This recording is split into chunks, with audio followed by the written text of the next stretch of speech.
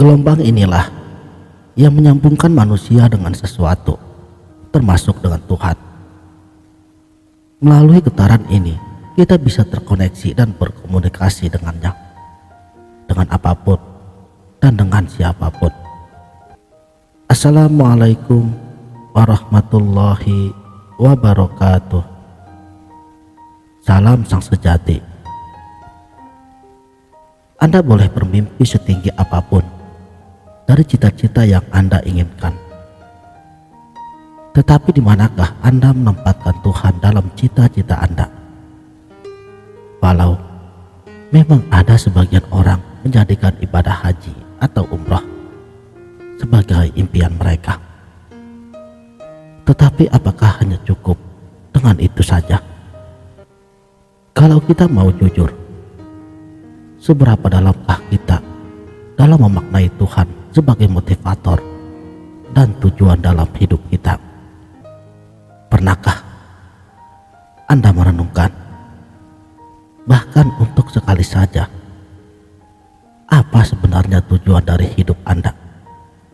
Ya, untuk apa Anda hidup? Paling mujur, kita ini bisa saja berusia 113 tahun, seperti umur manusia tertua di dunia yang pernah dilansir sebuah media. Kalau usia harapan hidup orang Indonesia rata-rata paling 65 sampai 80 tahun. Jadi sebaiknya sejak dini mulailah dengan cita-cita yang mengandung unsur kekekalan, selain daripada mimpi-mimpi singkat yang hanya akan berakhir di dunia. Banyaknya orang bercita-cita kalau mereka mati ingin masuk surga. Apakah masih ada cita-cita yang lebih tinggi dari ingin masuk surga? Mampukah Anda membayangkan bila Anda berjalan-jalan di dalam kebun yang mengalir di bawahnya sungai? Ya, sungai seperti apa yang telah digambarkan di dalam Al-Quran. Karena Al-Quran sendiri menyebut surga itu dengan sebutan jannah, kebun, dan Anda hidup kekal di dalamnya. Apakah semudah itu? Apakah inti dari masuk surga? Masa sih Anda bercita-cita ingin masuk surga, tetapi Anda tidak tahu atau tidak mau tahu dengan yang punya surga? Apa mungkin Anda nyelonong masuk surga tanpa sepengetahuan yang punya tempat di akhirat sana? Padahal surga itu hanyalah permen bagi anak kecil agar mau disuruh. Dan tanpa kita sadari, Tuhan itu sendirilah yang menjadi sentral dan titik fokus dari cita-cita pengen masuk surga. Saudaraku, sang sejati, Tuhan ada dimanapun kita berada, seperti gelombang elektromagnetik, layaknya gelombang radio atau televisi yang konon teorinya sejak dipancarkan pertama sekali. Gelombang ini tidak pernah musnah atau hilang, dan secara terus-menerus terakumulasi memenuhi jagat raya. Dan tanpa kita sadari, udara atau ruang sekeliling kita yang kita sebut kosong ternyata telah penuh dengan gelombang-gelombang radio dan TV. Kita tahu setelah ada alat yang bernama radio atau TV yang berada pada frekuensi yang sama menangkap gelombang siaran tersebut. Jika ilmu ini kita pakai, begitulah kira-kira Tuhan memenuhi langit dan bumi yang maha meliputi. Tuhan tidak pernah tidur. Tuhan selalu on air dan online selamanya.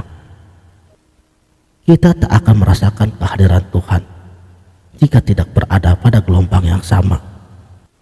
Dengan demikian, kalau Tuhan ada dimanapun kita berada, jadi sudah selayaknya frekuensi gelombang kita itu pun harus sama, agar kita bisa merasakan kehadirannya di mana saja kita berada. Kalau selama hidup kita saja gelombang kita tidak pernah sama, artinya kita belum mengenal kepadanya. Dan kalau kita belum mengenal kepadanya, bagaimana kita mau kepada surganya itu? Dan arti daripada gelombang yang sama dengan Tuhan, karena Dia itu maha suci, jadi hanya dengan yang suci pula Ia akan dapat dijumpai. Secara saintifik, ruh juga dapat dipahami sebagai gelombang, suatu getaran yang merambat bolak-balik dalam suatu interval waktu tertentu. Selama perambatannya, gelombang ini senantiasa membawa energi. Itulah mengapa di dalam bahasa agama, mereka yang ruhnya hidup disebut sebagai orang-orang yang hatinya bergetar. Firman Allah, surat Al-Anfal ayat 2. Sesungguhnya orang-orang yang beriman adalah mereka yang apabila disebut nama Allah bergetar hatinya. Nama dengan pemilik nama tidak pernah terpisah. Jadi kalau Anda mengingat Allah, langsung keramat kita langsung terhubung dengan Allah, dan itu hanya akan terjadi jika gelombang roh kita sudah terupgrade. Gelombang inilah yang menyambungkan manusia dengan sesuatu, termasuk dengan Tuhan. Melalui getaran ini, kita bisa terkoneksi dan berkomunikasi dengannya, dengan apapun dan dengan siapapun. Getaran atau gelombang adalah bahasa yang paling sederhana, bahasa yang tidak berhuruf dan bersuara. Sebagai sebuah gelombang, ruh bertingkat-tingkat. Di dalam tasawuf klasik dijelaskan dengan berbagai macam nama: nafs, akal, dan ruh, jiwa, ruh, dan sir. Ruh, kolbu, fuad, dan sir. Ruh bendawi, ruh nabati, ruh hewani, ruh insani, dan ruhul kudus. Diri terdiri, zahir, diri terperi, batin, diri tajali, diri sebenarnya diri, dan diri mempunyai diri, dan sebagainya.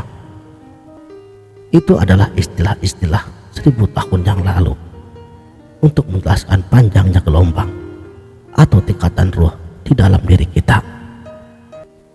Sekianlah, mudah-mudahan video ini dapat bermanfaat. Wabillahi taufik wal hidayah. Wassalamualaikum warahmatullahi wabarakatuh.